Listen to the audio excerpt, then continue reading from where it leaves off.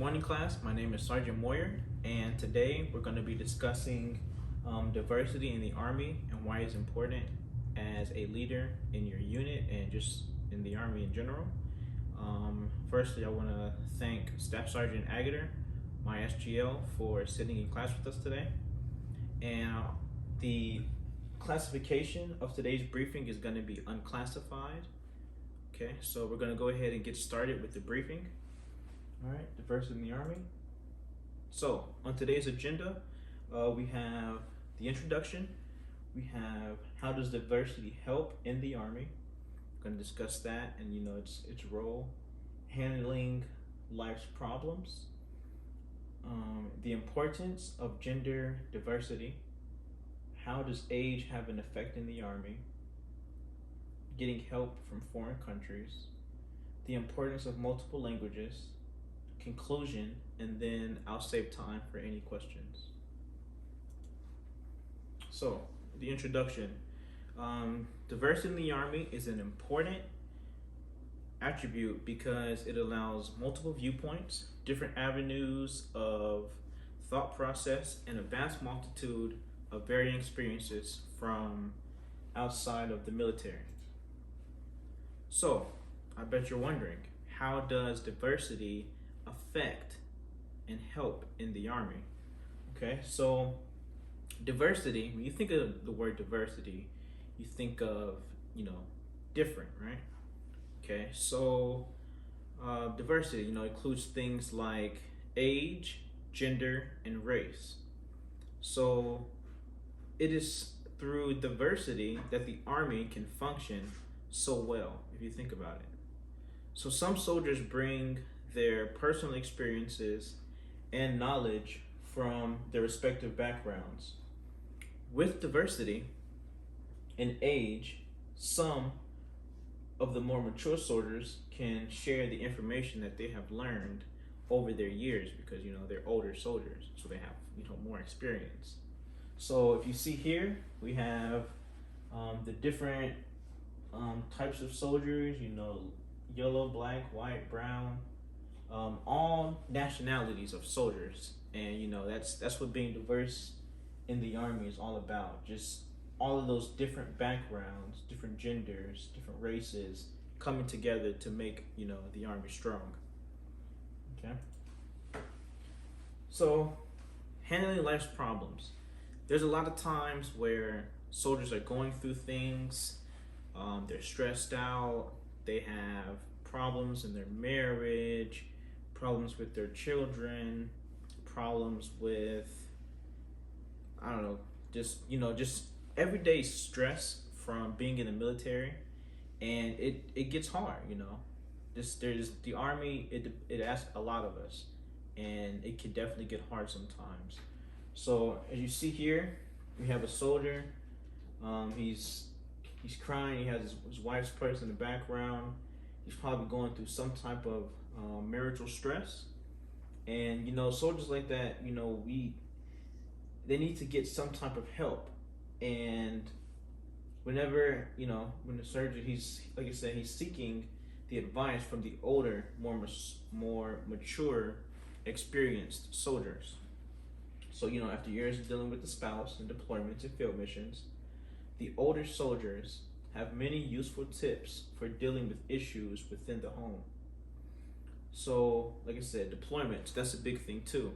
Lots of soldiers, they have a lot of issues on deployments. It's very stressful.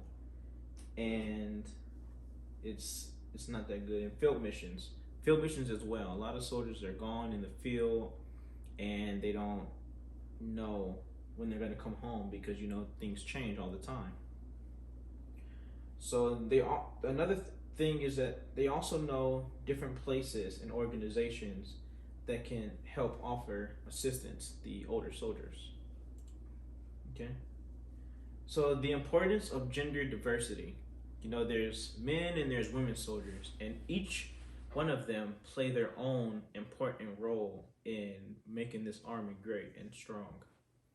So, as a male soldier, we're always hard, and we're taught to be like a rock, hard all the time. And like I said, we're trained to react quickly by a show of force. Certain situations require, the camaraderie and the team building between male soldiers to accomplish the mission. That who my brothers in arms. They need that. Well, sometimes, depending on the mission, women soldiers can offer certain skills and attributes that male soldiers have a hard time doing. For an example, women are naturally caring and sensitive, and in certain situations, that's what the mission calls for. In a certain situation while deployed, the male soldier may be thinking he should be rough and hard when talking to a civilian or dealing with the locals or anything like that. And the woman, they're going to be more soft, more sensitive, more caring and understanding, and able to tap into another side that it may be difficult for the males to do. In certain situations while deployed, yeah, so sometimes that's not the best way to get through to people. You just don't get through people by yelling, and it's just not everyone's a soldier. Just yelling and being rough, and that just doesn't always work with everybody. Everyone is different. Sometimes you have to be comfortable. So you see, we have the women and we have the men down there, and they all have their importance in the army, especially when it comes to gender diversity. So next, we're going to go ahead and talk about age. There's different ages in the army too. People join at 17, 18 with signatures. Some people join when they're 30 or later. And it's really important that, you come in young or you come in older. It has its own different way that it helps the army, right?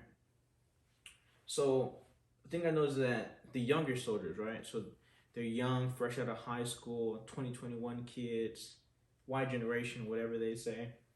And the young soldiers, they're joining with a much different mentality than the soldiers of before. In school, they have updated learning and different math and different styles of learning that they do nowadays. That's a lot more different than what I might have had or you might have had growing up. So, and I mean, a lot of them are better. And there are more ways than ever to access the internet. I mean, you've got phones, you've got smart TVs, you've got laptops, computers. I mean, kids as young as 5, 6 years old nowadays, they have iPhones, the latest and the greatest, and they have just all these different technology to tap into the online world and get an access to a lot of information. So another thing that's really important in the U.S. Army is to get the help from different foreign countries. Working together with the Polish soldiers, the German soldiers, just soldiers from all over. That teamwork and multi army training is really important. I think the U.S. Army is one of the most diverse militaries globally because we recruit people from all over the world. Okay. And they're all from different backgrounds. So normally, from a foreign country, when they just join the army, they don't just join the army like we do. A lot of people from foreign countries, they join the army so that they can have a better life. They want to have a better life, and they want to be able to bring things to their home country. They want to be the American soldiers to improve their lives, and like they say in the army, be something bigger than yourself. Okay. So another thing that brings is the importance of multiple languages. If we can influence and speak different languages, then we can communicate with various different people depending on the mission around the world. The amount of diversified training we do can and will increase. English is one of the most commonly spoken languages globally. However, not everyone can understand it. Part of the reasoning behind that is that to have diversity in language and to be able to communicate with foreigners that don't use that as their primary language.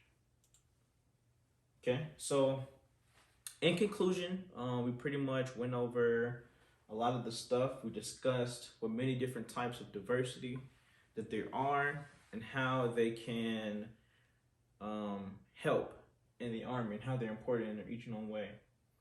And we talked about age and its effect on both the younger and older generation, what they can offer to the Army.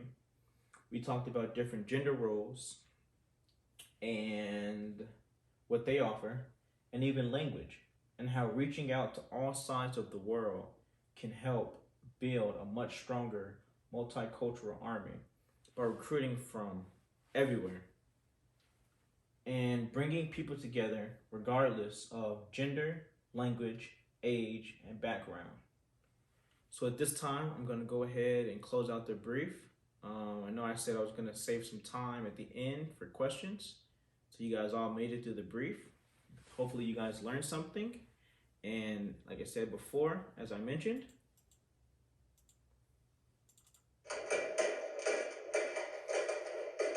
any questions? No? Okay, thank you.